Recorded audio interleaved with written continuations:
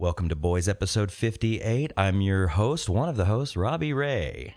And I am Josh, the other host. I don't ever do that. Co-host? We don't. Bad. That's the first time that's ever came out. How you That's doing weird. today, man? Good, aside from that awkward introduction. But yeah, we're doing good. Beautiful day today. Wonderful. And wonderful Thursday, our Friday. Mm-hmm. We got the whole weekend ahead of us. And I'll tell you what, I'm walking on sunshine right now. I bet you are, man. I'm excited for you. Can I say I'm vicariously curious? I like that. And I'm okay with that because you're such a good friend of mine. Mm-hmm. Anybody else? If it was this Brad fellow we're about to talk to, Fuck him. not so much. No, not fuck him. Oh, okay, sorry. He just. I meant like physically. Like fuck this guy. Yeah. That's why we brought him here. That's why I brought him to our...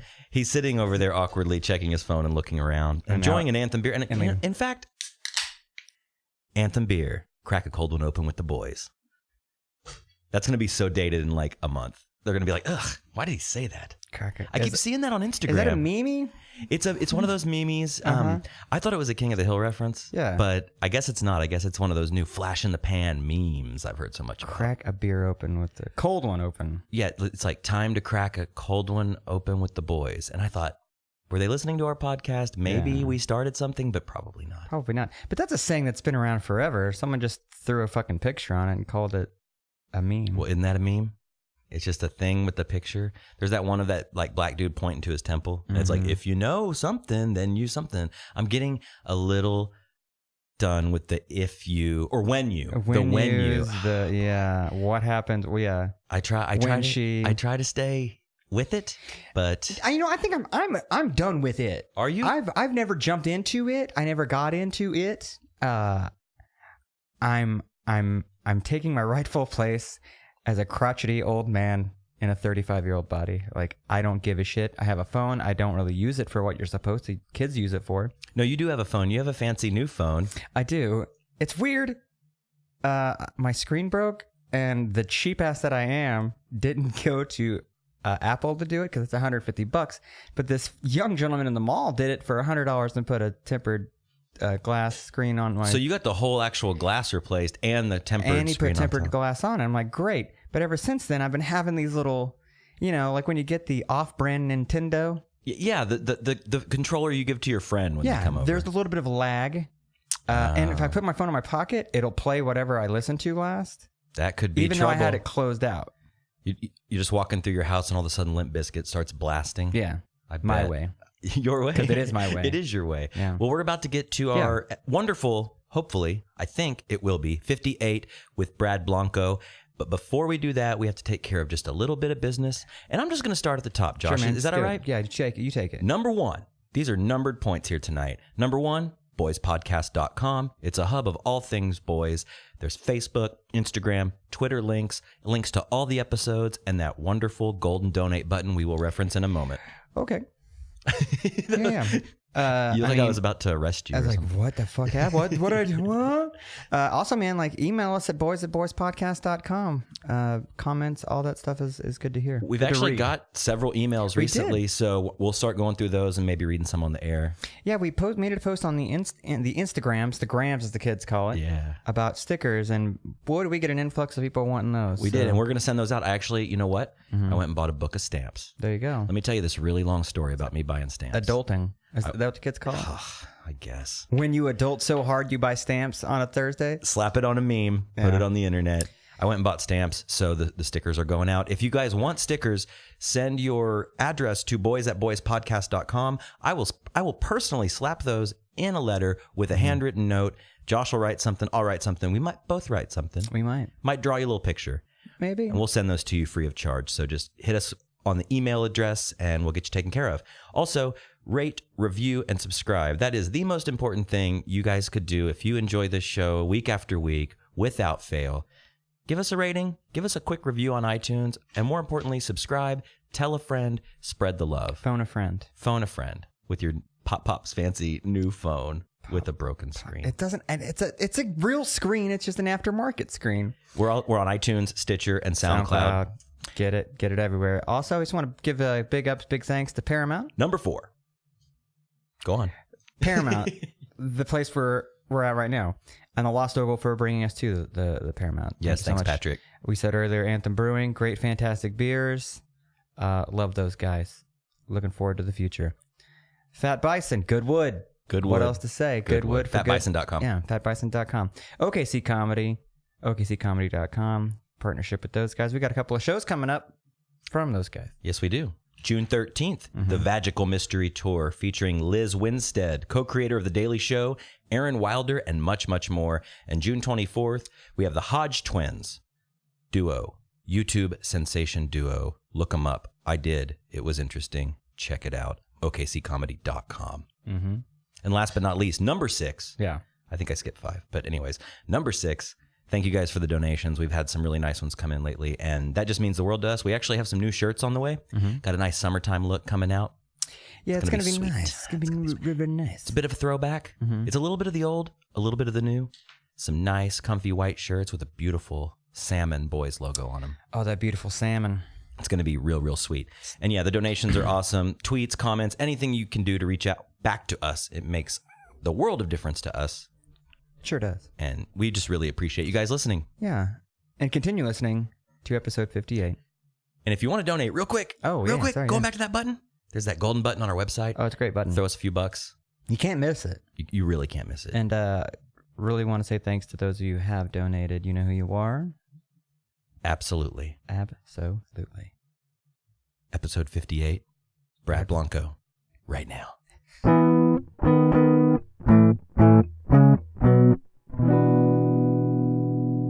Brad.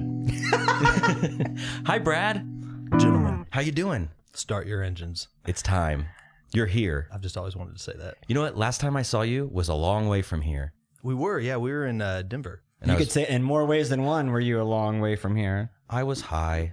The reefer. Yeah, it was awesome. It was It's so nice to 100% meet legal you. in that state, so we were just partaking. Oh, the fellowship. yeah. You know, good vibes, good dudes. Pull that mic up a little bit more. There you go. Is that better? Oh, so much better. Yeah, that was a great time. We hung out in more ways than one. We did. We hung out. We whipped it out, whipped one out, whipped them out, and whipped it out. So you live here though, right? You do. are from Oklahoma. I live in Oklahoma City. I'm from Texas. I was born in Fort Worth, a small place called Hearst, and I moved up to Oklahoma City when I was like 10 or 11. I was a wee child. So okay, you know the drill of this show. You know what we do. So let's just dive right into it. Yeah, let's do it. Fort Worth. What was it like growing up there? I've only passed through. I've never really spent much time in Fort Worth. Have you? Layovers, maybe a couple of shows here and there. Right. But not, I mean, I don't really know what the scene is like in Fort Worth. What's the scene like when you're 8? Well, it was a whole lot of soccer, a whole lot of baseball cards, Orange slices, a whole lot of skateboarding, sure, that type of stuff. But a lot of folks they lump the DFW area together, Dallas and Fort Worth, but they're actually about 45, 30, given on traffic, apart from each other. And so people will say, well, what was the scene like down there? And I'm like, well, I was always go down and hang out in Dallas when I was older.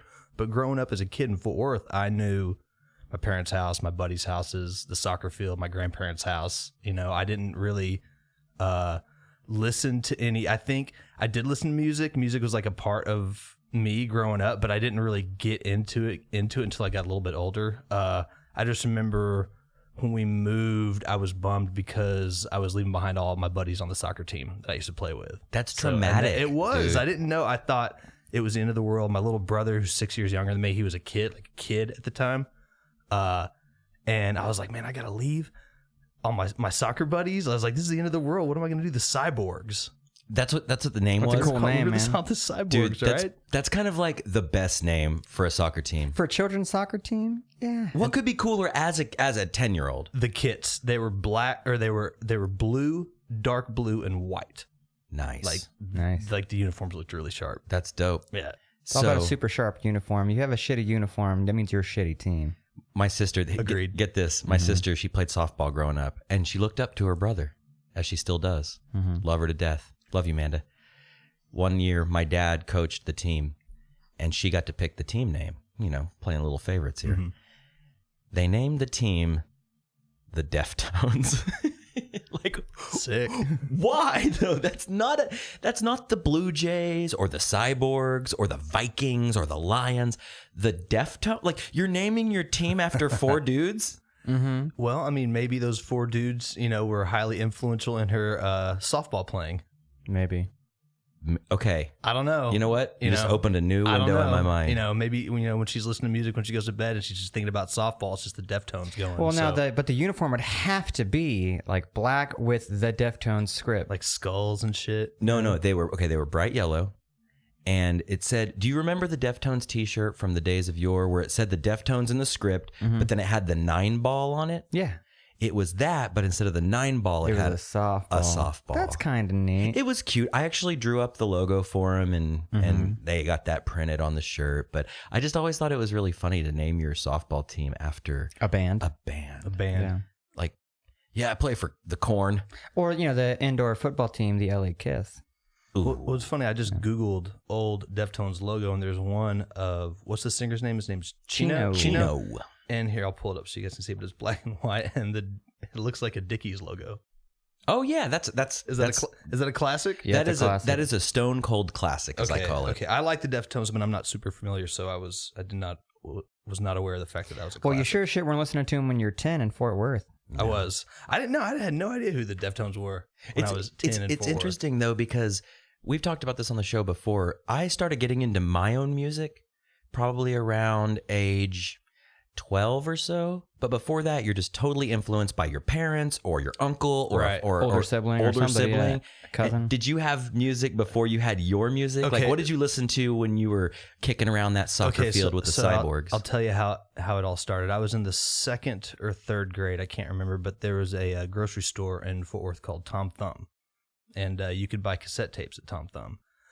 And my dad came home one day, nothing special. He just came home and he was like, "Hey, I bought you some cassette tapes," and it was Michael Jackson Bad, Appetite for Destruction, Guns N' Roses, and Open Up and Say Ah, Poison. That's a pretty fucking good triangle of music. Yeah. Right? Okay, so those were my first, these are my tapes. Okay, rank them. What would you rank those from your favorite? Appetite. Okay. 100%. Solid. And then I really, really, really liked Michael Jackson, of course, right?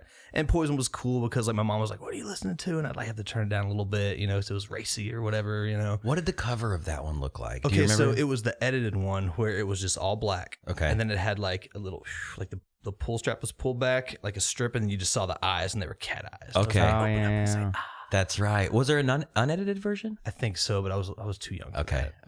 I just remember the cover of Look What the Cat Dragged In, and it's like all 4 of their faces, and 2 of them are upside down. Right. And I was like, those ladies are pretty. Those ladies were beautiful. They were glammed out. Dude, I kind of love that 80s beautiful man spandex look because I would never be that. I don't think I could pull it off. No, you couldn't, and neither could I. Josh, maybe. No, I don't think so. I don't know, dude. You got those eyebrows. Put a little. What do they call that? Eyebrow juice? What do you put on them? Eyebrow juice. Yes. You can put fake brows. Just put some line. What is it called? Eyebrow pencil? Is that what it is? I don't know. Shave them off. You can definitely pencil in an eyebrow. Yeah, you could do that for sure. But yeah, I always thought. I remember seeing the cover of that when I was a kid because I think maybe my uncle had it on vinyl or something, and I was just like, it was. Oh yeah, like the big artwork. Yeah, totally. Dude, and it kind of warped my mind because it was like, okay, I know those are guys, but they look like beautiful women. That explains so much. Yeah, it does. Oh, boy. I also thought the same about Michael Jackson. The cover of Bad, not in a sexual way, but the cover of Bad, I thought he looked so cool. He did look cool. He was cool. He was the essence of cool. And that's the thing about Michael Jackson is everybody liked Michael Jackson. Michael Jackson transcended everything. Dude, kids everything. liked him. He liked kids. No, kids liked him. Kids liked him. Adults liked him. Your aunt liked him. Right. The bad kids liked him. The people who went out to clubs and who were out in the scene at the time, they were into it. The guy that goes to the bank on Monday to clock in, he was into it. Everybody was into it. Because he was I don't think there's been one since. A true artist. There has not been a single artist. No, I mean, what I mean is because he did everything. Yeah, he did everything. He's scored everything, composed everything, and then fucking and then genre crossing. You know what I mean? It wasn't just I'm just gonna do pop. It's pop, yeah, but I'm gonna have Eddie Van Halen play guitar on it. He did. He crossed a lot of lines over the years. He really did. Changed the game. What's your favorite era of Michael Jackson? Let me make it even simpler. What's your favorite look? My favorite Michael Jackson look is It's the one that nobody likes, but for some reason it sticks with me. It's the what record was that? Dangerous, where he just had like the white dress shirt, the V-neck, and like the gauze wrap. The carpal tunnel wrap. I thought that was like the coolest look in the world. Yeah, like that dude. dude just because it's like. I mean, he did look cool doing that, but I think if anybody else had that on, you'd look ridiculous. right? Yeah. Yeah. Did you break your arm? No, man. Fucking Michael Jackson. I just got these. Yeah, exactly. I was gonna say that I like the bad era because I like the leather with like the grommets and the boots with the buckles. Mm-hmm. But I was gonna say when he stepped through the flames in the black or white video, that was fucking dope. Yeah, that was. Dope. I'm saying dope a lot now. Do you remember the fucking millennials? The Moonwalker movie? Yeah. Was that what it was? With Joe Pesci was in that? We played the you guys Moonwalker remember game. this? Yeah. That game sucks. We played the arcade game at what was that place called? One Up in Denver. Yeah, in Denver. We threw down on some Moonwalker, and Josh just turned to me and was like, "This game is fucking awful." Like, No, well, we're walking by, and I noticed like the screen said like there's credits, and I'm like, fuck it, free play, let's do it. yeah, I've been playing Moonwalker since I was a kid. Playing it, like, we're like literally 2 seconds in, like, this game fucking sucks. You're saving kids, and all you can do is spin around. yeah. You can spin, and couldn't you like shoot? No, you couldn't even shoot. You could just You do hit this and like spin. dance where you point up, and then like everyone gets lightning struck. It's a weird game. So, what's your favorite Michael Jackson? say that? I mean, look? I would have to go Suits. with Bad because it made such an impression on me at a time like when my dad brought the tapes home and gave them to me. I could listen to it, I could look at it. It was visceral. Like I was like, whoa, this is what it is. They had the Thriller record, growing up, and they told me that I would. My dad had one of those big TVs that had like the 3 lights. Oh, the Yeah, projector, dude. yeah, projection TV. Yeah. And so it was massive. And they said I would get my dad's tennis racket and tape like a string, and then tape the string to the front of the fucking TV. Like I had a big Guitar Marshall amp? rig. Oh my Yeah. gosh! And would just ham it up like when they would put that record on. And so I do have some early memories being like that. Like remember hearing that record. But when Dad brought home and gave me those 3 tapes in my hand, I was like, holy shit, what is this? Well, it was so special because those were yours. Yeah, it wasn't like you found them; like they were like bequeathed unto you. Of this, and I don't know why he brought them. I wasn't in trouble. I wasn't doing good. I was just there were these 3 tapes and they were mine and they were all mine. And I was probably like what 90, 91, oh, dude, I was 89. I was in 2nd grade. So, and I'm 36 years old. Okay, Hey, me too. So it was like mid 80s. Hey, you don't look it. Oh, thank You you. don't look a I day appreciate over it. 35. But what it probably was, and those tapes weren't cheap back then. No, they weren't. No. Compact discs had just come out. Oh, in the And- giant cardboard box? Yes, and I remember my dad came home with it looked like I mean it was huge, dude. And he came home with the 1 CD and it was a digital music sampler.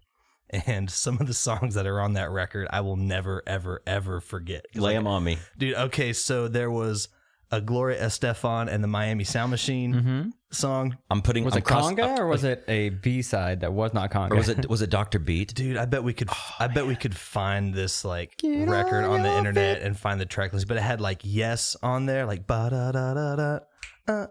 Yeah. I don't even know if that's Yes, but that song was I'm on just there agreeing. for sure. Yes, Yes. And so there were like 12 or 14 just like classics on this. Dude. It was just a sampler. Remember samplers? Oh, yeah. yeah. I mean, like our era ate those up. Like I still love samplers. that's how like labels and bands would get their stuff into your thing. And like, but I had this. It came in the long cardboard box, the long rectangle, and it was like pink and blue and yellow and like futuristic looking. Like very early '90s before it was in the '90s. Yeah. And it was like the digital sampler 12 mega hit something, and that was the first CD. I remember that. I remember getting Amazing. the first CD because, I grew up on tapes as well. Like I had my parents' music when I was young. And then I did the thing that I think all boys do, the Columbia House. You send it to the neighbor or you just got in a lot of trouble with the Columbia. you tape House. that penny to that postcard and you send it in. Getting the Cypress Hill, the Black Sunday, Dude, yes! the House of Pain first release. Dude, I had Onyx back the fuck up. Onyx back the fuck up. Okay, so is it? I think Columbia House happened at a time when kids our age, where hip hop was becoming like this thing. It was a new wave of like hip hop where it was like now it was no longer, like your Run DMC type stuff. Now it's getting like angry and more aggressive, like Onyx and all that shit. Cypress Hill, and that's what man. you got. Yeah. Yeah, you get Cypress Hill, you get Bone Thugs and Harmony, you get all that shit. And I got all of that shit because like it's free. I only pay A penny. A penny. And then you get that bill coming in like, oh, no, it's not free. Oh, I got to buy like 7 of these things? For like $25 a pop. A lot. It's interesting because when I was young, I had my parents' music. And then as I got older, I did the Columbia House, or I started like trading tapes with friends or dubbing. Right. Oh, yeah. Radio dubbing. When I came into hip hop, like my first 3 hip hop tapes from Columbia House was Onyx Back to Fuck Up, because I love Slam, because I saw it on Beavis and Butthead. And I was like, these dudes are going off in this parking lot, and they're all bald and they're all angry, and that guy raps really fast. And I was like, that's cool. The rest of the album is fucking dark. Then I heard a Bone. And I was like, ooh, I like that song. I like that thuggish, ruggish Bone song. But then the rest of the album, there's like talking about Ouija boards and like crazy dark shit. And then I got the Chronic, which was kind of dark in a different way. Like it wasn't as like evil, quote unquote, but there were definitely like some mature themes on there. You still felt like when you were listening to it, you're doing something The wrong. Chronic, the Chronic introduced me to the word chronic and what it meant, but it also introduced me to the diss track. The Chronic is pretty much a diss album. Yeah. Every single it's song a is blueprint for the diss track. talking He invented shit it, on yeah. everybody. Yeah. And then, but all the dudes he's talking shit about, I didn't know who they were. Yeah. So doing research as a young kid, like, who's Luke? Who's this guy? Oh, okay. Why does Luke eat a fat dick? What did he do wrong? Oh, he does. Yeah, he did, apparently. Well, and speaking of, I remember getting Doggy Style on tape. Oh, yeah. And even the art on the cover of that, it's very risque. It's very risque, but it's also very like Vato kind of prison looking. Like the quality of the drawing looks like, you know, something you'd see scratched into a bathroom wall like somewhere. the homie drew it. Yeah. Exactly. Right. It could be like a Suicidal Tendencies cover too. Like it could be definitely Totally. like punk rock. Or like a metal album, like an old 80s metal album cover, like not a big band, but you know, like maybe a thrash album How or funny something. it would be if there was that guy and he did the Suicidal Records and the Snoop Dogg records. Yeah, Dude, just like getting paid for nobody artwork. knew it. He just Yeah. kept it underground. Yeah. There's just something so alluring about it. And so I had the Chronic, I had Onyx, Back to Fuck Up, and then I know I talked about Bone and stuff, but the third one in the trifecta was Cypress Hill, Black Sunday. Black Sunday. And the cover of that album, and then when you unfold the tape, and it was talking about all the marijuana facts, and there was all these skulls, and that cover, man, with the hill, literally the Right, Cypress and the smoke Hill and everything. Yep. Dude, I used to sit and draw that, like shade it, and like just spend hours on drawing that over and over and over, and then I'd like give it to a friend and draw it again. And there was something. I guess my question is like, because I was raised Christian, but like, what was the allure of the darkness? Is it because it's taboo and it's bad? Man, I don't know. It's like, so when I got the tape, it comes back to the tapes. When I got those tapes, I, listened to them. I thought, this is something I could connect with. This is something that I'm into. And then we moved to Oklahoma City, and I got a little bit, like a year older. And then it was heavy metal. It was like I met the kids, and everybody was riding skateboards, up and down the street. It was in 5th grade, so it was, it was just Metallica, and I wanted to play drums. I wanted to get a guitar. I wanted to get anything I could get a hold of.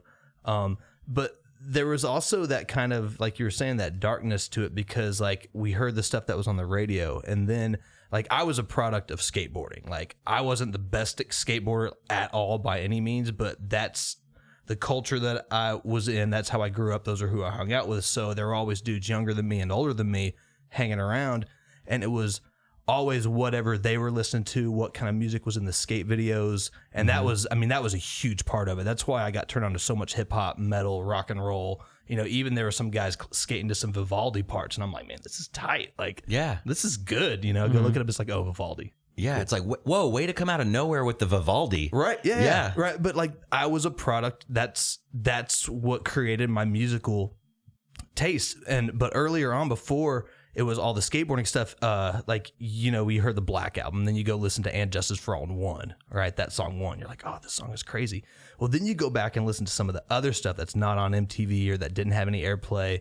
Ride the Lightning, Master Puppets. You're like, man, this shit is dark. Like, It but is, it dude. it was so intoxicating as a kid, and it was just Metallica. And then it didn't become. It's like, oh, that's not dark. That's just Metallica. Yeah, and that's I'm just- into it. That's it. Like at some point, like that kind of, I guess that facade like kind of wore off on me a little bit, because I grew up in the church as well. Oh, you did? I did. Yeah. My mother's very Southern Baptist. And we grew up, we went to, what was it called? Cherokee Hills Baptist Church in Oklahoma City. Okay. So, so I was turned on to a couple other, some bands coming in through that thing also. But I was always the dude. I was always into music, no matter what, whether I was in church on Sunday or not in church on Sunday. Like it always had something to do for me. Does that make sense? Like, absolutely. I could always get something out of it if I needed it. Yeah. Like my mom could have dragged me to church on Sunday and I would go home and immediately put on my headphones and put on like Ride the Lightning. Let me ask you this though, because I totally relate. Because, when I was young, like I believed that shit, man. Like I did. Like I'll say it to this day, and maybe it was brainwashing. Maybe it was just I was in the environment. But when I would go to church camp when I was a kid, like I was pretty sure. No, I was really sure that I felt the presence of God. Right.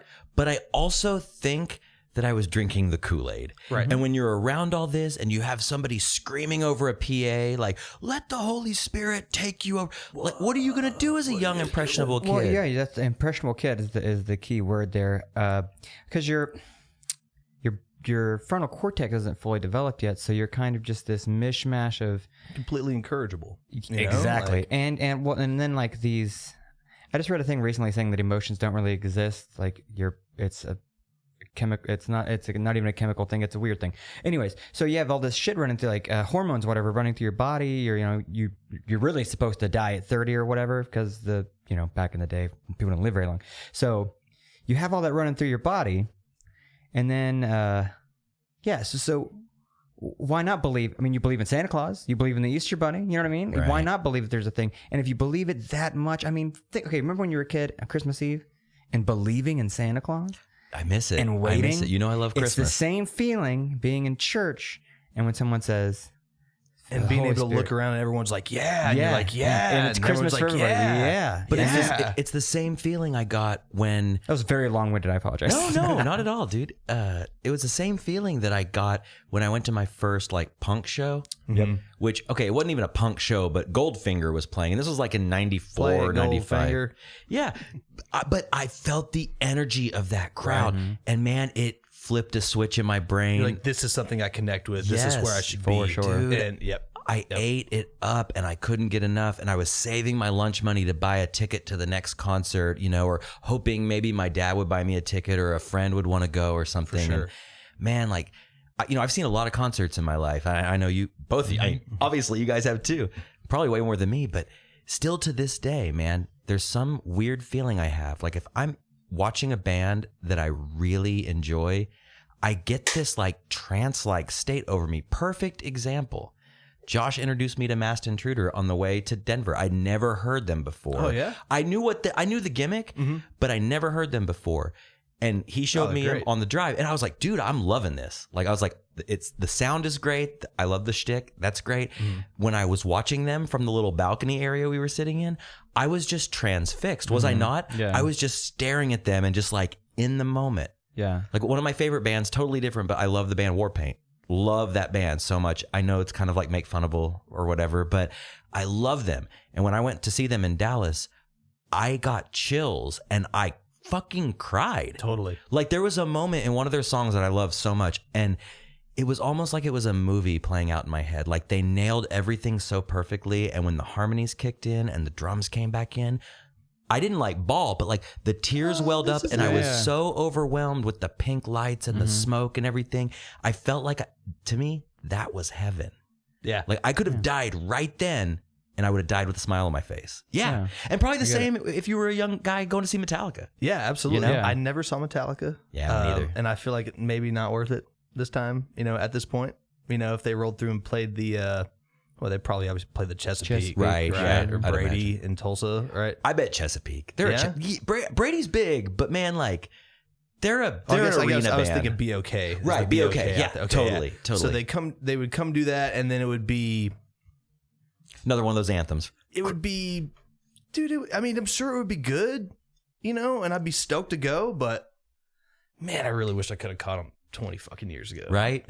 Like for real. Because I'm sure there's still a great live band. I'm sure. They've been doing it a while. Right. They've got it down. But here, why don't you trade me? Okay. I'll do that.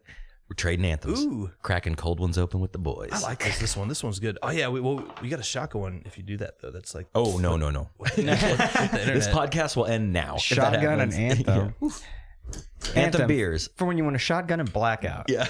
Anthem beers. for when not you don't for want to shotgunning. crack one open with the boys. You're not going to crack one. But yeah, man, there's something interesting, like seeing bigger bands, like you mentioned Metallica. I would still love to see Metallica. I've never even been a huge Metallica fan. I respect them greatly, even Creeping now. Death. Yeah. Creeping Death. Ah, the song rips. Is that the one with like the there's a lot of galloping guitar back in the day. It's a longer one. Okay. It's on Ride the Lightning with that. I just love that song. I would sound check with that riff. Nice. A couple riffs from that. Nice. There's something interesting in seeing bands like that though, because when Metallica started, they were just like drinkers. They were fast. They were a little bit sloppy. They were a skateboarding thrash band. Yeah. A lot they of kicked people. Dave Mustaine out of the band because he partied too hard. Well, he's also redheaded, so But Dave Mustaine, he was like he's an asshole, but that guy can play. That's a Yeah, good of trend. course he can, but he's kind of like, hasn't he always been like really butthurt about it? Like, Oh yeah, isn't that kind of the thing. That was what Megadeth was all about. Really. I mean, I'm pretty sure. I would think so. He got kicked out of Metallica and then was like, you know what? I'm just going to do this. I'm going to start on my another own. M band, and kind of have the same font. Kind of. Yeah. Kind of. And just never be as good. Yeah. I feel like this is going to come full circle back to the diss track. at some Absolutely. point, Yeah. You know? Yeah. Oh, is there a Megadeth diss track? I hope All not. of them? All of them. Yeah. Yeah, all of them. There is something weird. Like, just let me finish this point real quick. Sorry. Like, seeing a band like that that's been around for so long, and they're heavy and they're aggressive, but like everything is perfectly planned. Mm-hmm. They're all using Axe effects now, and like I lost some respect for Kirk Hammett when I saw them playing on some TV show. This was like back in the 90s. And I noticed he didn't have a pedal board. I like his text back there, just like Switching working all this pedals. stuff for him, yeah. And this was before the switchboards and stuff and automation. Somebody was back there hitting his wah Like working for his him. wah pedal for him? Yeah. And I'm like, man, that's interesting. So there's no improvisation. There's no jamming. Yeah, it's set. I mean, it's kind of lame, but it's kind of badass at the same time. You're like, hey, To be perfect. You think because- so? You fuck with that. I'm just gonna do this up here, and then you're done. Yeah, You but what if clock that out. dude fucks up? Fired? Right. Next. Yep. Next, Yeah. yeah. There's only a Yeah. billion dudes waiting in line to do that Detect- job. There's For only, Metallica, yeah. there's only 25 guys in the front row that would Yeah. kill for that Yeah. job. I'm you right know? here in Oklahoma, guys. Yeah. Give me a call. So, okay, let's go back to the tapes. So you got these tapes. You were super into them. They kind of shaped you. They kind of changed you, I'm guessing. Yeah, they did. I was already, kicking around a skateboard. There were a couple older dudes up the street that I'd, push around with. And we would, listen to these tapes, go skate around, ride bikes, pop curbs, go to bed, wake up, go to school, do the whole thing. Like I said, I played soccer a whole bunch. When we moved to Oklahoma, one of the first dudes that I met, and I think he was either at the school when I first started or he showed up a little bit later during the school year, but was this dude, Jason Trikazi. And it was Jason and his mom, and he had a younger brother named James, and they both, him and his brother, they both had like long hair, like Motley Crue hair, and I thought that was cool as fuck, right? When I first met this dude, then I would go over to their house, and they had a drum set, they had a Pearl Export Yeah. Nice. drum set, right? Classic right? first set. Yeah. So I think I could actually remember. Was it wine red? It was black. Okay. It was black. It was like glossy black. Yeah. All right. So they had the Pearl Export, the 5-piece. They had a black Fender Stratocaster Squire Silver Bullet. Very. That's very The specific. Japanese, Yeah. made in Japan? I don't know, Probably? but it was a Fender Squire Silver Bullet, and it was a Strat. And I'll never forget that because he let me borrow it a few times. And he also had a bass. It was a Fender. No, it was a Kramer bass. Nice. Sweet. With the the long, hockey skinny- stick. The hockey yes, stick. the hockey stick headstock, all black, and he had a guitar amp, a bass amp. And I mean, I was like, oh my god, this is. And you just made noise. We could do right? this. We can do this. Yeah, like we were trying to like learn Pearl Jam songs and like Metallica songs and like all this stuff. And I always wanted to play drums. Like always wanted to play drums. So I go over there, and then I figured out how to do keep the rhythm with this hand and separate all the other rhythms. Like I can do all that, but it was obviously easier to have a guitar. Yeah. So I got a guitar. I borrowed that Stratocaster for a minute because he never played it. He was always playing drums. So I was like, man, let me borrow this guitar. So I ended up with that guitar at home. And then I would jam on it. And I don't think I got an actual guitar until my grandparents gave me my great grandfather's acoustic guitar. And it was a 3/4 scale. I mean, it was terrible. It was in terrible shape, but Real low action though, right? Perfect. The action was about as tall as this building. Right. The bridge is like pulling up from the back. Yeah. But I still have that guitar, and that's how when I started like, okay, yeah, I can like, this is mine. I can like learn some stuff on this, you know. Mm-hmm. And then it got to the point where I traded this dude. I think I was in 7th grade, I think, but I had like a Zippo lighter that I had like gotten from somebody. I thought it was badass, you know. Some Taco Bell gift certificates. Whoa, right? That's All like right. prison, dude. And something else. And I traded some dude somewhere for a Electra Les Paul copy. You know those are sought after as fuck right now? Don't tell me that. They really are.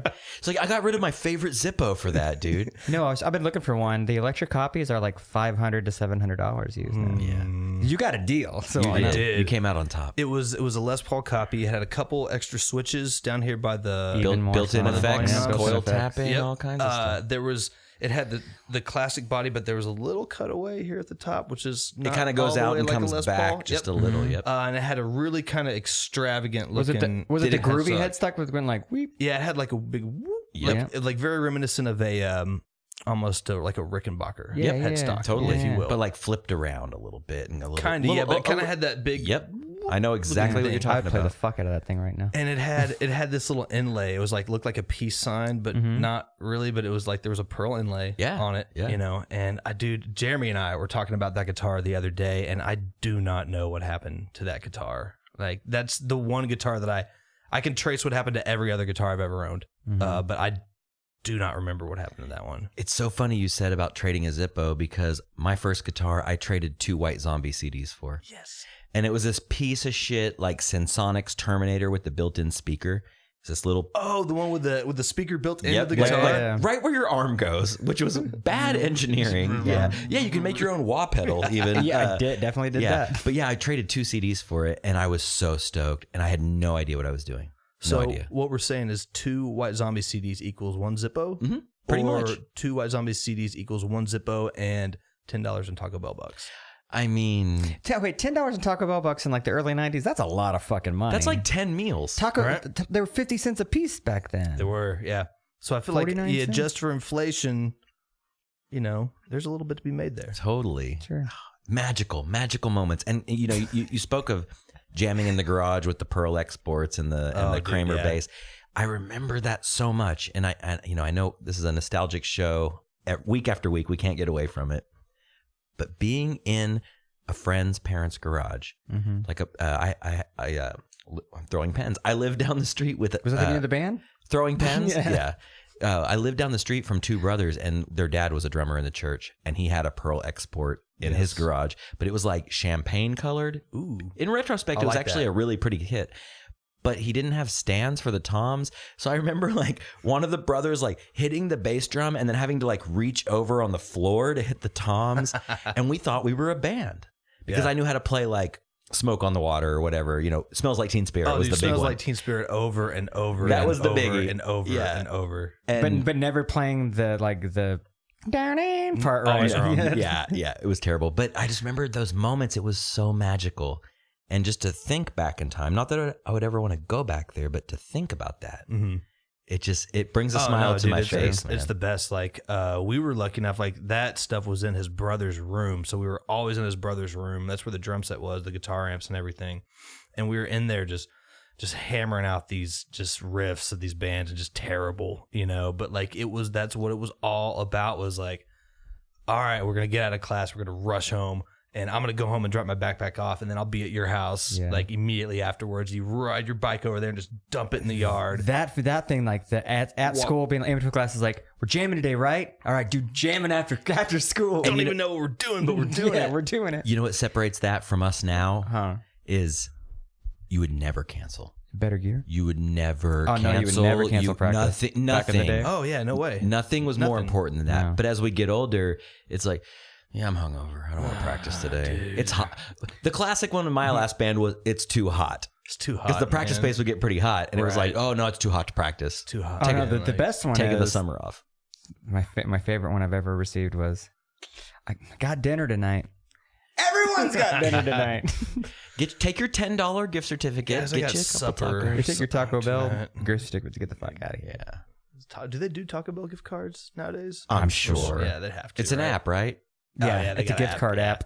Cracking open a hot one with the boys, unwrapping a hot burrito Dude, with Taco the boys. Bell should get on that. Right? Crack open a hot one with the boys, and then someone's just like smearing a taco over their face. Or like something. cracking open a hot sauce packet. Yeah, just Oh. taco in the mouth. Oh, man. You should. Jump on that right now. Oh, that's pretty good. Write that down. That's pretty throwing good. Put a pen. little R with a circle next to that. So this jam when you were jamming with the boys, when you're cracking open a hot lick with the boys. So you guys did covers. Did you ever like try to write your own stuff? Oh, dude, no way. Like, I was still so young at that point that we were just to have a guitar was enough. You know, you go just kind of on it for a little bit. And man, I didn't like, I started playing guitar a little more serious like a couple years later, but never with those guys. Like, we never jammed anything, never played a show, never did anything like that. Just bedroom jams. Just always bedroom jams. Like, I was just so into it. And because I would go over there and I keep going back to the drums. I would want to play drums like real bad. I'd sit there and I'd hit stuff and I was like, oh, this is weird. This is weird. And I remember I was going with my dad somewhere and I was just sitting there like tapping. And then I figured it out. I was like, oh shit. Like, I can do this rhythm over here and then do this other thing with my foot. And then you don't have to like on the hi-hat when you do a double kick. You know, you can just keep it steady right here. And I now call have it Meg Whiting it. Yeah. Yeah, you know what I mean? Like, and then I was like, oh yeah, I can do this all day long. Then I could do it with my left hand also. And I was like, dude, I gotta play drums. So I would just go over there and just always on the drums. And then I would take the guitar home with me because he was like, oh yeah, you can, you know. But we did that, and then we moved houses when I got to 8th grade. So I went to Hefner Middle School. And I'm trying to think. I mean, I definitely had a guitar by then for sure. Well, I do have a funny story about my first real guitar that I ever got. Okay, so grew up in the church. You know, I would go to the youth group thing on Wednesday and go to church on Sundays. Praise band. So my okay, we're getting there. We're getting there. Yeah. So I wanted a guitar real bad. Like, I had a handful of crappy guitars. Like, I wanted like a real guitar, you know. And so my mom goes and she bought me a super nice Takamine, right? Acoustic electric, like blood red finish. Like, this thing was slick. And I was like, man, this is super nice. And she's like, well, you should play in the praise band. I'm like, man, I don't want to fucking play in the praise band. Is that what you told her? know? Yeah, verbatim, yeah. Hey, Mom, I don't want to fucking play in the praise band. I didn't though. Like, I did it a couple times, but it just wasn't like I wanted to play in a band with my buddy Ashton and my buddy Eric. I wanted to rock. Yeah. I wanted to rock with Ashton. I wanted to rock with Eric because Eric played the drums and Ashton played bass, and these were two dudes that I went to church with. And so I was like, okay, well, maybe I can spin it to where like I can get this sweet guitar, say I'm going to do this, but then I can end up jamming with the dudes. Well, Mom called the bluff and got me the acoustic. Lame. I mean, So what not do that I the do? guitar was lame. So what do I do? Right. So it was a really nice guitar. I was super thankful for it. I played it a couple times, but what I ended up doing is I pawned it. Oh, no. How old were you when you pawned this thing? I was 17. Wow. Yeah, I pawned the guitar and my buddy loaned me $100 so I could get this Ibanez RG 550 Classic. from Rawson Music on the south side. Oh yeah. Still there. Because so like fast forward a little bit, like I'm in high school at this point, and my buddies, we were in a band, and my buddy Matt had this Ibanez like Pennywise, like the Fletcher guitar, and I was like, oh, that's so sick. Like, I gotta have one of those. And he had a blue one with a black pickguard, right?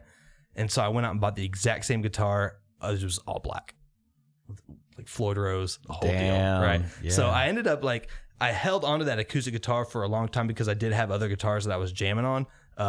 But that there's just a funny story with that one. My mom was pissed. Like, she was so pissed, dude, at the time. She got over it, but she I know that feeling, she was dude. sore for sure. My dad helped me get some gear when I was young. I started playing guitar when I was about 14. Okay. And around 16, I got kind of serious about it. You know, I just played around my room and made noise for a while. Didn't know how to tune it. Didn't know how to use it. Well, that's the thing I was going to say. Like, going back, like learning the songs, like in tune. Like, nothing was ever in tune. Who tuned Ever. back then? No one Yeah. tuned. No. Like, it was kind of, but it's a little loose, a little shaky. I learned to tune by, I would videotape, like early when Green Day was promoting Dookie, they would do like live shit on MTV all the time. So I had Dookie, and I was learning to play guitar then. So 94, 12, 13-ish. And I would have my little shitty acoustic guitar in front of the TV, and wherever his hands were, I made sure it made that noise on the guitar. Yeah. I had no idea what the notes were, what I was playing, and that's how I tuned it. I mean, tonally that works. Yeah. No, that's better than what I did. I would only tune my guitar when I took it to my lesson. Because I did take lessons for about a year or so when I was about 15 or so. And I would only tune my guitar when I took it to lessons. And Mike Hagar, my instructor, would tune my guitar. And I would be so careful with it. Like I wouldn't bump the headstock. And if it got out of tune, this is very sensitive. Guess what? It was out of tune for a week. You know, which probably happened immediately. Yeah, the next day. Yeah. Like, of course, always. Dude, I'm gonna reveal something here. So I used to go to music stores when my little brother would take trumpet lessons, and I still play guitar. Didn't really know much about it, but I would go and straighten the tuning pegs because I thought they looked cooler. That's a method we used to call. We'll call it the DW method. We'll call it the DW method. There's a fellow who said that's a friend who said that's how you got to keep it in tune, man. Like, yeah, back in high school. Have you noticed that it doesn't sound like anything? Back in high school, like he was trying to kind of one-up us about, learning your guitar. And like we were all kind of in the same boat and taking lessons and learning. Somebody tried to one-up you with the straighten them up? Yeah. Someone was like, no dude, you're doing it wrong.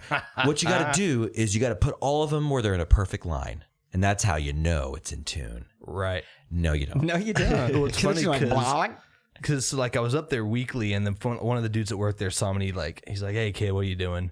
And I was like, oh, just checking out these guitars. He's like, well, you don't want to straighten them because that takes them out of tune. And he strummed one, and now look at yours. And he strummed the other one. I was like, cool. I can't hear any difference. I don't know. Yeah, I don't know. Like, whatever, dude. Yeah. But then I remember leaving there like, yep, maybe being a dumb kid and fucking with everything you see isn't maybe the right play, you know? Absolutely. But I remember I took that away, and then next time I went into the store, I was very, like you said, like don't bang anything around. I was like very respectful of the instruments, and you pick it up and you bring it down. And you kind of just like, is this okay to touch? Because like before that, like I had no, like I could just bang on the pianos and everything else, but it kind of gave me a little, I guess, respect for the instruments a little more. You know what it also was as a young guy? Taking that guitar down wasn't a problem, but putting it back up was always like the tippy toes. Like you're holding it just about like the. You're tippy toeing. You're tippy toeing. You're one handing, and you're like hanging it up there at Mars Music at the very top, and then you got some like angry mullet head run over and be like, no. And you're like, it's fine. It's Dude, totally do you guys fine. remember Music Go Round? Oh yeah. Oh dude, I love it. I specifically remember the Music Go Round on 23rd and Portland. Mm-hmm. Okay, my grandma lived like right down the street, so I would ride my bike there. It was all like the an time. old gas station. Or like It was a 7-Eleven. Yeah, Okay, so they had a 19 whatever SG standard red black pickguard classic, right? Dude, they had that guitar up there for years. Like it was a used guitar. It was up there, and I would go up there. Like, cause like when somebody figured out how to drive or like somebody got their license or whatever, you were always in that dude's car and you were always bopping around to all. So we'd go like hit all the music stores, just go hang out, make check a whole stuff day out. of it. Yeah, totally. And that guitar was always there, and I'd always pick it up and play it. And the guy would be like, it was like a Wayne's World thing. I was like, nah, not today, man. I'm just checking it out. And I never bought that guitar. I wanted to get that guitar, but I did finally one day get an SG of my own. Nice. So, yeah. What's your guitar preference now? Man, I like a lot of guitars. If you handed me like a Gretsch or something, I wouldn't know what to do with that. Yeah. But I like Brian Setzer or something. Yeah, I don't know, Brian Setzer or something. But like I like Telecasters a bunch. I like Gibsons a lot. I like Les Pauls, SGs. I do like the Jacksons and the ESPs and stuff like that because they're super easy to play. Yeah. But as far as that sound, I'm not too crazy about that. I like something that's a little more, I guess, organic or rocking as opposed to just like an 81 that's just like super high gain. Shredder. Right. Yeah. Just, I mean, that's cool for like that kind of sound. But even like I play in a metal band and I don't even want to sound like that. You know what I mean? Like I want a big, heavy growl. And what do you play in this metal band? I play the rhythm guitar. What kind of guitar though? Oh, the SG. Okay, yeah. nice, We play we tune a full step down to drop C, like just drop D, full step down. Yeah. And it doesn't, like Kilby has the active pickups and doing all the shred and the sweeps and stuff. But I just like a more organic, like big dick rock guitar. Yeah. Right? Does that make sense? No, Yeah. totally. Like hold the back end, hold like the meat of it. Yeah. Just like it's still got some vroom when I need it, but Right. like it's not muddy. It's not, the mids aren't scooped. Like if anything, my mids are boosted because that kind of brings a little bit of clarity, in my opinion, like with the way I play. But like just something that's like they can't see this, but I'm making this gesture with my hands. I don't know what is that gesture. Like someone's out of base. You're out. Or no, safe. Is that safe? You're out. Yeah, safe. No, he's doing a safe gesture. Yeah, doing the safe gesture. Basically, take your hands, make them flat, put them on top of each other, Well, it's and like then move them in opposite directions. and then move them out. well, it's like you'll hear some mixes or bands that, you know, when they play, it's like a one-trick pony. Like when they stop playing, like the sound completely drops out. Yeah. Like I just kind of want an all-encompassing, You're still doing the safe thing. full sound. Yeah, I do this a lot. I go, no, it's gonna sound like this, and Jeremy's like, man, you're doing that again. I'm like, man, just gotta. See, guys suck. it's so interesting, man. Like I've never really been a Gibson guy. I've owned some. Mm-hmm. Josh and I both like to kind of flip gear. I like to buy stuff, have it for a while, fix it up, sell it. Mm-hmm. But I've always been a Fender guy, and I'm not a Strat guy, but like I like Fender Offsets. I love Jaguars, Jazzmasters, all that stuff, Jagovs. You're safe. But I also I the had other a Jag Stang. I'm not gonna lie. Oh shit, it was dude! it was an orange one. the Fiesta Red. So you Fiesta went Red. to for the fucking love Nirvana. I love Cobain. And when those came out, I remember it was like, I fucking want Dude, this. no, I'll tell you what circling it in the musician's Dude, friend what catalog. did it for me was the big headstock. Right. Because it had the throwback headstock to like the 70s Yeah, headstock. dude, I love 70s But the headstock. worst shaped body besides mine. Oh, dude, that the was a worst shaped shitty body guitar. I've ever seen Well, the in my body's life. tiny as fuck, and then offset, but in a Do you very remember the weird bridge? way. Like the bridge It on has it. a Mustang bridge, Yeah, right? but it's got these little the posts that come up, and it's kind of like it's not a floating bridge, but there's that piece that sticks up, like the whole tailpiece. Yeah. The weird dichotomy with me though is like I love offsets. Like I have a Jazzmaster, I have a Jaguar, but I also love Ibanez. And it's so funny. There's like these guitar stigmas. Like if you're for instance, we saw MXPX together. You were working that night with them. If Tom came out with an Ibanez, I would be like, what? What the fuck? I'd be like, bam, yeah, cool, but Yeah. what? Like if he came out with, let's say, like a fixed bridge RG, right? Yes. Like that would be the shit. Yeah. Throw some would not EMGs do in there. that. No, but you know what I'm saying? There are guitar stigmas. Right. There's a bit of an aesthetic that goes with certain guitars, or that you would assume would come with certain guitars. Look at music now, like any pop music or rock music or indie music or whatever. People kind of fall into these like avenues. Oh no, absolutely. Of guitars. It's like when all the screamcore heavy bands everybody started playing Telecasters out of nowhere. I was like, yeah. And okay. that one didn't make sense to me. No, because what they would do is you would always put a humbucker like a pickup high in- output in the pickup in bridge. there. That's Yeah. ruining a Telecaster. though. Exactly. That's not what you wanted to. I No. mean, I have a Telecaster. Well, you want with it a for chicken humbucker. picking, yeah. Like I totally do, and I love that guitar. But yeah, it's usually like a more mid to high range, twangy type of instrument, you know. Mm-hmm. And I was like, man, these guys are like they got the swoopy hair, and they're throwing their guitars around, and everybody's rocking a Telecaster. Yeah, That's probably why Telecasters are pretty light. I mean, they're No, lighter, they're not. lighter than a Les Paul for fucking Okay, sure. that's true. That's true. My Telecaster's pretty heavy, but it's not as heavy as a Les Paul. No, at all. Les Pauls are like back-breakingly Yes, heavy. Yes. I'll tell you a guitar that I want so bad. So bad. I've lusted after this guitar from the first time that I saw it. I went to NAMM last in December of last year, and I got to play one. I stopped by the Ernie Ball booth. The St. Vincent guitar. Oh yeah. It's like really weird. I have seen that. It's I have shaped, seen that, It's yeah. I know shaped like exactly what a you're talking woman. about. Exactly. It's shaped like it's an hourglass looking guitar. It looks like a 1950s drawing of like if you're gonna do like a fashion design or something. Yeah. That's exactly it, Josh. It looks like a you see like the artists like sketch up like clothing designs and dresses and whatnot. It starts big and then it gets smaller and then it gets big. It's like a weird reverse Explorer kind of. But I played one. And the one I played was the all black. It was like the murdered out, quote unquote, like all black one. And I went to the Ernie Ball booth and I sat down with it because I saw him in pictures and I was like, holy shit, this guitar looks so cool. It's so different looking. I've never seen a guitar like this. I sat down with it for a while and I was like in love with it. Really? But the funny thing is apparently I read some articles, the guitar is designed for women because of the way it's shaped. Like it's supposed to accommodate a breast. Really? Which maybe that's why I like it so much. I don't know. I'm not as skinny as I used to be. But I sat down with it and I was like, man, this thing's awesome. Like the tremolo on it's super weird. The neck is like super dry in that kind of Ernie Ball, like Music Man kind of way. Beautiful guitar, and I want one so bad. Number one, they're super expensive. I was gonna say they're probably like $3,000, huh? They're like $2,500. That's pretty. And there's no Squire or OLP or whatever. Right, you know? Yeah. And secondly, like I look at me. I can't pull that off. I'm not some cool looking Well, I always dude. thought that guitar Kind of. reminded me of the Gibson that has been around forever, but just kind of recently became popular again with that band Ghost. Oh, the RD. What is that? Yeah, The RD. Dude, the RDs are tight as shit. Yeah. Am I tripping, or like don't those kind of have a similar? Yeah, it kind of looks like an Explorer, but like a little curvier. It's Yeah, round. yeah. It's round. It's not smaller. as sharp. It's rounded. Yeah. That's what I dig about him is.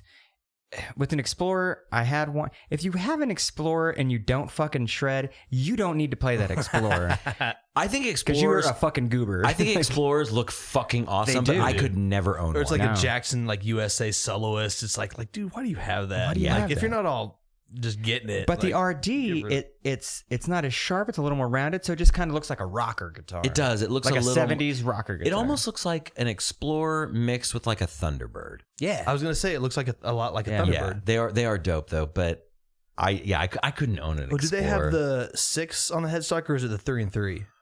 I believe it's a 3 and 3. I I believe. think the ones that Ghost play have the traditional Gibson headstock on them. I want to say they do. Interesting. I'm pretty sure. Josh is gonna look it up. Man, those Google guitars are those guitars are slick. I could sit here. I know this is probably boring to whoever's still listening, but like I could sit here and talk about This guitars. episode of Gear forever. Talk. Yeah.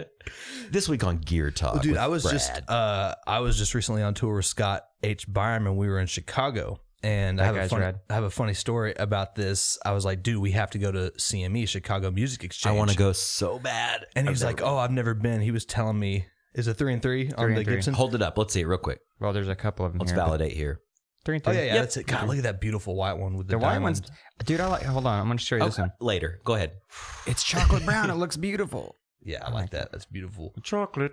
Go ahead. So we're going to CME, and he had never been there before, and he's sponsored by Gibson, but he exclusively plays like, you know, old ES 125s. You know, he's got a couple of those. He's got a bunch of old guitars. He doesn't really have anything new that would be worthy, or like, I guess, you know, nothing to cash in a sponsorship on. Like, he's buying all his stuff like at stores. And so he was telling me about this place in Austin. Forget the name of it, but I guess it's all like CME, like it's all high end. It's Austin Vintage Guitars. Yes, Yeah. Austin Vintage Beautiful, Guitars. Yep. beautiful place. Yeah, he was telling me about that. But like, same thing with CME is it's all high end. There's no mid range. There's no low shelf. It's all cream of They the ain't crop. got no right? junk. Yeah, no junk, zero junk. So I was like, dude, we have to go check this out. And he's like, yeah, he's getting frightened. I was like, dude, I'm serious. I was like, leave your credit card. Just don't go in there with a buying motive. Okay, and probably by me saying that, I set him up, you know? Right. But we go in there, and there was a beautiful 1978 Explorer 2, right, Gibson, and it had this beautiful sunburst finish on it. And I was like, Was it like black pickguard with gold hardware? all right, so it had the gold hardware, Yeah. had the black pick guard, had the cream binding going around it, and it was like a red-orange sunburst. Yeah, like It's amazing. Some people call that like the clown burst, but I Yeah. think it's incredibly beautiful. It's I think specifically to the Explorer 2. They call it the E2, I guess, or Right. whatever. It was like $3,500. I was like, dude, check this out. So we're walking around the store, you know, hamming it up, checking out all this cool stuff. And I had to go take a phone call. And I was like, yeah, I'm going to go outside for a second. And then I come back in, and he's at the front with this guitar. Oh boy. And I was like, hey, man, what you got there? You know, and he was like, oh, dude, I think it was a 1949, like 3/4 scale Gibson acoustic. And there were two things that were specific about it to him. He said that it was the year that his mother was born, and it was the year that some like badass bluesman died. Right. And I was like, well, how much is it? And he told me, and I was like, man, as a TM, I feel like I got to shut this shit down right now, but I'm going to turn around and finish my phone call, and you do what you got to do. How much was it? Dude, it was close to $3,000. It was like $2,800 after tax. Yeah. Because it was like the price of the guitar, and then it was like, you know, $300-$400 tax just because of a high dollar item, you know. But he go, I'm Scott H. Barman. Give me a deal. Yeah, no, he came in and he just like he's a super chill dude anyways. like real relaxed and just real sweet guy. So he's like up at the front, and I was like, dude, what is that? And he's like telling me about it, and he's getting stoked, and I was like, well, all right, man, cool. Like, do it. And then like we put it in the van, and we went to the gig that night, and then at the hotel, like later at that night, we all had we had that guitar out, and like we were passing it back and forth to each other, and it was a sweet ride. Like, I don't really know what to do on an acoustic guitar anyways. If you hand me one, Wonderwall. yeah. Anyway, brother, here's Wonderwall. But like, it was just a really cool guitar. And then like with him saying like, oh, it was the year of my mom's birth, and like this other thing, like this bluesman, it was the year he died. Like, sweet, like badass fun. Like, what a fun. But I was like, dude, I told you. And then for the rest of the tour, he was like, I told you not to let me in there, and motherfucker with that credit card. And I was like, I told you, dude. I came out of this tour way on the bottom. Way on the bottom. But he was happy with the guitar, and the place is just such a rad place. Like, all the guys who work there are really cool. Like, you figure like a place like that would just be full of like jaded dudes, like a legendary venue or something where like the sound guy's hella jaded or whatever.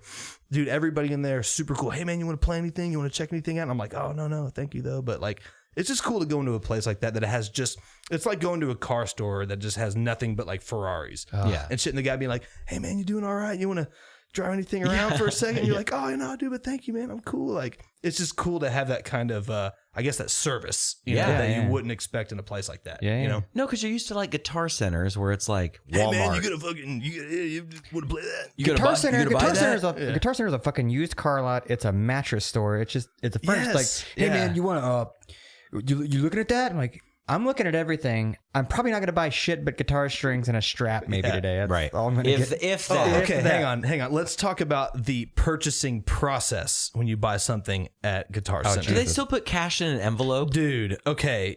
I don't know, but it's, can I get your first and last name? No. Can I get your phone number? No. Can I get your address? No. Can I get your social? No. I'm like, motherfucker, am I getting on an international flight? Or am I buying like 4 packs of strings? Yeah. Right? Yeah. No, I don't want to sign up for the fucking mailing list. No, I don't want, like, can I just buy this stuff and get out of here? Tell you what, please? Here's a 20. If it's more, you figure it out. You figure it out, and I'm gonna get the fuck out of it. Yeah, but they just want to be like, oh, so you're in a band? Oh, so like, oh, what's your address? Oh, like, is this the account you usually use? Oh, hang on, looking this up, and you're like, man, dude. Hey, notice last time you bought this and this and this. You need more of that? Yeah, no, I don't need that. I bought it once. I'm good. Yeah. You know, I bought that 2 weeks ago. Why am I gonna need another one? There's that guy in the Oklahoma City Guitar Center. He's the bald guy. Dude. He's the worst. I mean, he's nice. The older guy? He's old and bald. Goatee, glasses. And he talks like this. Talk about it. Talk about it. You think I'd love my job since I work at a guitar place that's pretty cool, but like you would think that I would love my job. You would think that I would love my job, right? That guy said that to me like when Paul Red City Radio, when he was still in the band, he bought a new head, right? He actually bought my old head, and he wanted to buy a new cab to go with it. So I was like, dude, I'm your Huckleberry. Let's go demo some cabs. Let's go do it, right? Mm-hmm. So we take the head up there, and we're like looking at, you know, what they got in like the nice enclosed room. And I'm like, well, man, we should demo the Mesa. We should definitely do the Marshall. You know, we're just like, went up there to fuck around for a little bit. And this guy comes in, he's like, do you guys need help? And we're like, well, I mean, like if you had a speaker cable, that'd be tight because we're going to demo some cabs, and he's probably going to buy one after we find one that he likes. Is that your head? Yeah, we brought this in. Did you get it checked? And like, you know, like when they check it in. Yeah. And I'm like, look, man. So he comes in and he starts like moving stuff around, and he's being super huffy, puffy, passive aggressive about moving these, you know. Mm-hmm. And I'm just like, man, you think I'd like my job, wouldn't you? You would think that since I worked in a store, you guys, you know, he goes, you guys are musicians, right? And we're like, sure. Yeah, no, we're dog trainers. Yeah, totally. Well, you think that being a musician and working in a store full of guitars and amps would be really cool, wouldn't you? And we're like, and I'm already looking at them like we can hit it. We can just turn around and get out of here. Yeah, you know? There's Amazon. You know, and so, they sell this shit online. And so that dude just gave us like, you know, it was just this big razzle dazzle thing about, you know, just bad day at the job, I guess. But he eventually got us set up. I can't remember if Paul bought a cab from there or not, but that guy's the worst. I went in to buy strings. I got a 7-string recently, an Ibanez 7-string, active pickups, beautiful guitar. 8185s. Yes. Yeah. Oh, for sure. Oh, no. Because it's 7-string. So it's the 707s. Oh. Yeah, it's dope. I'll show you a picture later. Yeah. But I went in there to get some strings because, of course, the guitar shows up in the box from Reverb, and the strings were just like somebody like rubbed their bloody taint on every string individually. So I went in there to get some strings. I was like, man, I don't want to fucking wait for Prime. Oh, sorry. But so I went in there to get him, and he tried to sell me one of those like Korg Pandora multi-effects recorder thing. No. Like, yeah, actually, this is like the greatest thing. Like, oh, you work for Keeley? Oh, well, this sounds better than that. I'm like, no, it doesn't. No, it doesn't. I literally do. I'm just gonna hand you this 10, and I just need that pack of Ernie Ball strings. That's all I need. Just need the 20-foot guitar cable today, my friend. Yeah, it's That's all I the need. worst. All right, so going back to TMing, I want to know how you went from playing in bands to kind of starting this guitar teching, like just a jack of all trades yeah. kind of. Okay, so basically like Josh is familiar with this, but like me and Dirk and Jeremy were in a band called Streets of Thieves that we started, and then there was another band called Red City Radio that was playing some shows also. Well, we got put together by a mutual friend, this guy John Hart, who's up in Stillwater. He does like a bunch of poster art, t-shirts, stuff like that. He put me in touch with Paul. So Paul and I got together and we booked a show and we both made flyers for it. And we were like, hey, what does your band sound like? What do your band sound like? And so we ended up playing that show. We put out a split EP together. And then my band broke up. Dirk joined the Army and he was going off to do that. So like our shelf life was already up. So Red City Radio, they were like, well, we're going to go out of town. Do you want to go? And I was like, well, yeah, cool. So it was just like roadie, merch. And then a couple years of that turned into me being their full-on tour manager. Early on, it was me, Dallas, and JoJo booking all the shows. I'd handle all the money. I'd deal with all the crowds. I would do sound very, very rarely. But if I had to, like, I would jump in there and fuck with some knobs if it was sounding terrible. But that evolved into, and as the band grew, things got a little bit more serious, more professional. And so that culminated with me. My last tour with them was our second European tour in 6 months. We went over and did a support run for Anti-Flag, and I TM'd that, and we did like 3 or 4 festivals, including Grows Rock, which was awesome. And then my last show with the band was in London at the Old Blue Last with it was Red City Radio and Leagues Apart, and I think a local, something like that. But that was it was a really good time. Growing up with those guys, going out on the road as early as we did, not really knowing what we were doing, and then for it to kind of like turn into a more serious professional thing was really cool, and honestly like an opportunity that I got to thank the guys for, because I mean a lot of people would kill to be in that spot because a lot of people want to do it, but you don't really know how or right when It's interesting because, like you said, a lot of people would want to do it, and it sounds like a dream job, but it's fucking hard work. It's a lot. It's a lot of work, and the travel alone, like I was down with the travel. Like you don't have to pay me shit, right? But it's hard. Travel but it's still anywhere. hard. Like sleeping. I'm good with it. Are you? I travel really, really so well. So you're like a road dog. I can fall asleep anywhere. I could lay down right there and go to sleep if I had to. Why are you pointing at my crotch? Like I could lay down right there and go sweet to sleep, face down. But traveling as much as I have noticed that some people travel better than others, and I'm just somebody who travels well. I'm the opposite, dude. I'm like not a good traveler. Like when I travel for work, I'm kind of a dad about it, dude. Like I kind of want to like go to bed. Right. Like I wake up and I'm like, okay, 12 hours before I have to go to bed. All right, great. Cool. Like some people, like when we go to NAMM or these guitar shows and stuff, it's like some people want to go out and party, and that's cool. Like I wish I was that dude. Right. But like after the end of a long day, because it is work, just like tour managing. Yeah, absolutely. Like I kind of love like taking a bath. In the decompression nice time. hotel room, having some alone time, like ordering some food and just fucking like, it's so trashy, I guess. Like, no, I don't want to see the city. I like this hotel room. This is a Hilton. There's nothing wrong with that at all. It's just that I would always, I love a relaxing night also, but I was always, all I ever wanted to do was travel. That's all I've ever really known that I've ever wanted to do, that's ever driven me. And so the opportunity to travel with the guys early on weekend shows out to Denver, to Texas and back, Midwest stuff. And then when we did like our first tour, like our first like West Coast tour that was like 4 weeks long or something like that, I was like, dude, this is it. fucking made it. You loved it. Living the dream. Like I love traveling. I love being in a different place every night. I love driving, just like watching the scenery pass by. Yeah.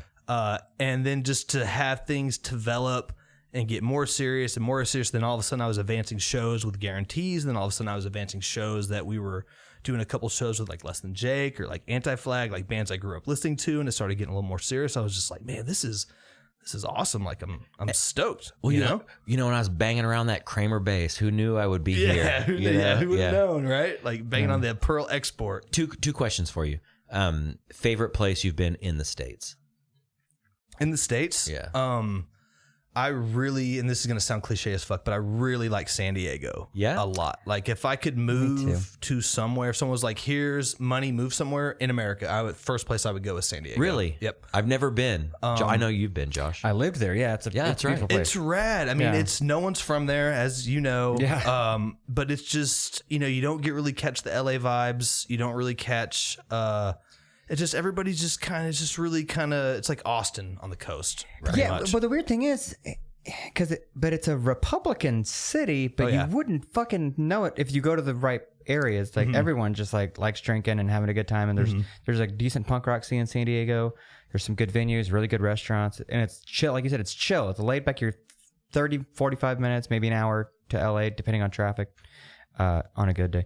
It's right on everything's right on the fucking beach. It's such a beautiful fucking spot. Man, it'd be San Diego or Chicago. Like I love Chicago. I'm going there for Riot Fest. I've never been. That's why I bought the ticket, jawbreaker for one, but two, I've never been, and it's a total fucking excuse just to go to Chicago. Dude, so quick sidebar in Chicago, like any band that I've played in, worked for, been associated with, we've always done Chicago. It's always been great to any project I've ever been associated with, and I have so many homies up there.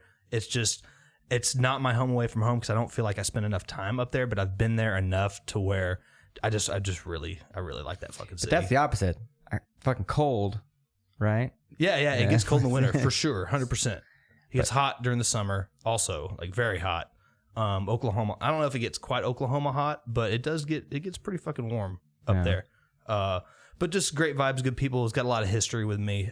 Jeremy and Corey and I flew out for a Darkest Hour show. One time, I was like, dude, I got friends. We can just stay. We flew out there, no backpacks, no nothing. Flew out there. Just clothes on your back? Yeah, flew out there. Wow. Ate brunch, went to the show, slept at my buddy's house, woke up, went to CME. Of course. Flew home. Yeah. That was it. And overnight. Man, you are a road dog. Yeah, I love it. I do really like traveling. And if I could find somebody to write me a big check, like a motorsport team, trying to team manage. Hey, don't worry. We're going to take care of that. Josh and I are going to take care of that for you. I don't think I mentioned this to you. Our friend here is a big Formula One fan. Oh, really? Yes. Yeah. Well, before we get into that, my second question, I got my fingers crossed here. Favorite place out of the country? Out of the country, favorite place out of the country, I would probably have to say Berlin is fantastic. They got great walls. And Used to. I want to throw Amsterdam in there too, because I got some good friends out there, and there's good times, obviously. But just if I was going to go somewhere out of the country right now, I would go to Buenos Aires. I've never been there, but I've always wanted to go there. So I'm going to say Buenos Aires. All right, Argentina. So you've been to Amsterdam? I have. Did you red light it? I have. Did you fuck a prostitute there? I did not. I can. Wow! I can fuck a prostitute? I can truthfully say I did not fuck a prostitute or pay for sex in Amsterdam in the red light district. That's what Did you get laid there though? No, I did not. Fucking boring. All right, this has been Boys. No, I'm just kidding. Fuck. I've never been out of the country ever, dude. It opens your mind. Like you come back home and you're like, man, people are really people, and they're just living life everywhere. No, and maybe what is all important right here isn't important in the main. It's so weird, dude. Brad, because I feel like I'm kind of like a worldly guy in like my mindset. Like I'm not stuck here mentally, but I've always been stuck here physically, and I really want to go, to a place like Sandals, Jamaica. Really want to take somebody there someday. Just really get out. Yeah, no, but like I've never been out of the country, and I really want to. I don't care if it's Mexico, Canada. Yeah. Do you have a passport? No. You gotta get a passport. Yeah, it's like $100-something bucks. I know. I got a passport photo once, but I never got my passport. But no, I want to get out there. You got to go. I want to get there. I mean, know. I'm not worldly by any stretch. I've been to Europe a handful of times. I went to Belize once, haven't been to South America, haven't been to Asia, haven't been to Africa. I've always wanted to go to Morocco and go to the Strait of Gibraltar. Like, it's been a bucket list thing for me, like, just since I can remember. Mm-hmm. But I mean, just all you got to do is get a passport and buy a ticket, man. It's that easy. I know. I'm learning. It really I'm learning. is that easy. I'm learning. I have some freedom. I'm ready to do it. And it's not as expensive. I mean, it's expensive, but it's not as expensive as long as you think. make it like a priority. Sure. It's like, don't buy that sweet St. Vincent guitar or that 7-string. Just like, that could be a plane ticket. Well, yeah, dude, a $700-800 guitar that you're feeling on a whim. I mean, that's a feasible plane ticket, totally. Or at least your whole accommodation for the whole time you're there, Totally. For sure. Okay, so what were you saying before that? Do you remember? I said Formula One. Oh, yeah, Formula One. How'd you get into that? Like, where did that come into your life? Man, okay, so the same type of skateboarder dudes that I grew up with, we were always kind of into cars, a little bit hot rods, Hondas, the import scene, drag racing at the track, not on the street, but like just... Then there was a magazine called Toy Machine Racing. I don't know if you guys ever came across this at all. Not to be confused with the skateboard. Correct. But it was almost in cahoots because they would interview skateboarders that had like any interest in like motorsports or motoring, that type of thing. So I was always kind of key, like I was always into cars, was into that. But then I'd always kind of follow Formula One, like Michael Schumacher, whatever. But then my buddy Zach Haynes, who we're all familiar with, he walked up to me one day and he said, "Hey, I heard that you like Formula One." And I was like, "Oh, yeah, kind of. It's pretty cool." And he was like, "I have so much to tell you." And then he gave me a hug. And then that was it. And then he turned me on to, because him and his dad grew up, they used to run a sprint or an outlaw car, sprint car back in the day. And there's sports cars, there's Formula One, there's IndyCar, there's LMP1 racing. There's just all this stuff out there. And he turned me on to all of it. And I'm ate up with it. Like, what's the draw? Like, I know nothing about it, so I'm really curious. Like, I know I'm not like a good driver, and I know there's like no reality in me being able to do anything like that because the kids start when they're 4. They're just wait. Hold on, 4? Yeah. Like, my niece did that shit. Formula One. Is that why? Oh boy. No. Oh boy, I'm screwed. Really, that young? Then? Yeah. Is it just got any gum? No. Is it really that? You got any gum? Like. Really? At 4 years old, they start driving? Yeah. Mm-hmm. Well, the thing, unfortunately, obviously, if you think of motorsport, all you're doing is burning tires and fuel. That costs a lot of money. You think of how much it costs to maintain and service your own car.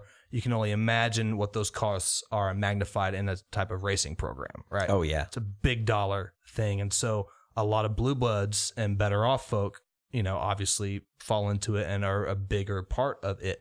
But what attracts me to it is there's just something about an engine cranking on, a car passing you at speed, and knowing that the guy driving the car is sharper, stronger, smarter, more intelligent, faster reacting than anybody, any football player, any baseball player, any type of like iconic athlete that you can put them up against.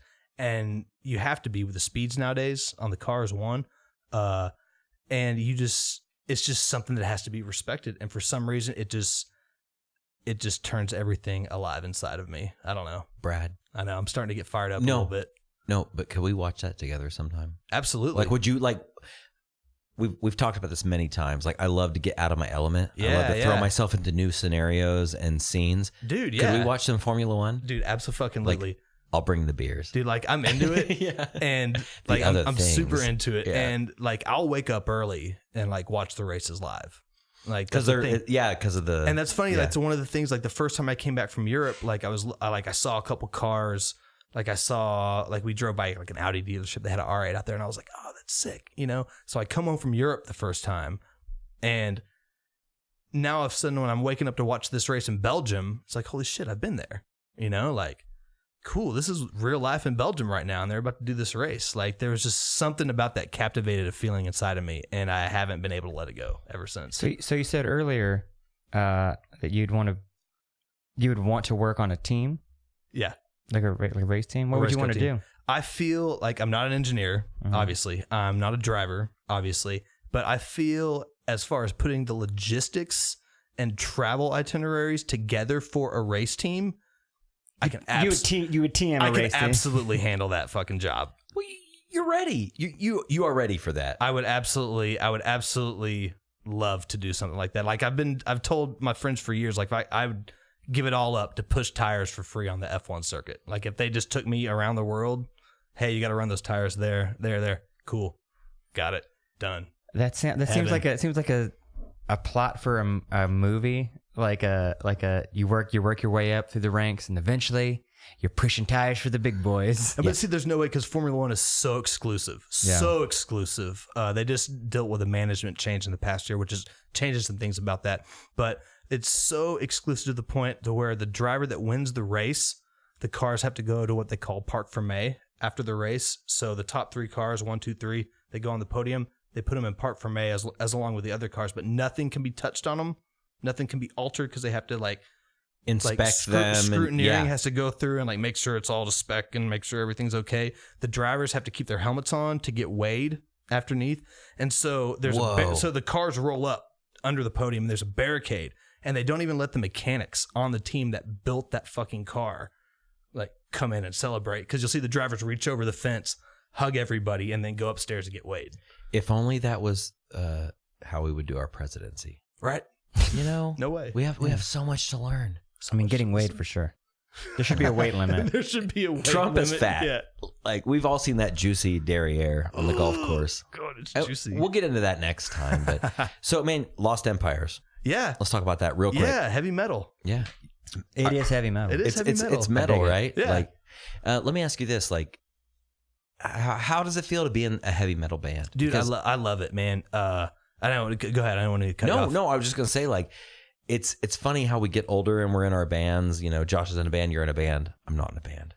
I'll never be in a band again. But maybe. I don't know. Hey, you got time. Hey, Masked Intruder, if you got an opening, I know a guy. I'm gonna wear the pink mask. Yeah. And you're gonna play ukulele or something? I'm gonna wear the pink sock. Maybe you could be their PO, the probation officer. Yeah. I like that. But I was gonna ask, how did you get into? So you started out with Michael Jackson, got into Metallica. Oh yeah. Played punk for a little while. Whatever. Yeah, the high school band was definitely a face-to-face rip-off band. All right, 100%. You're in good company, because so was ours.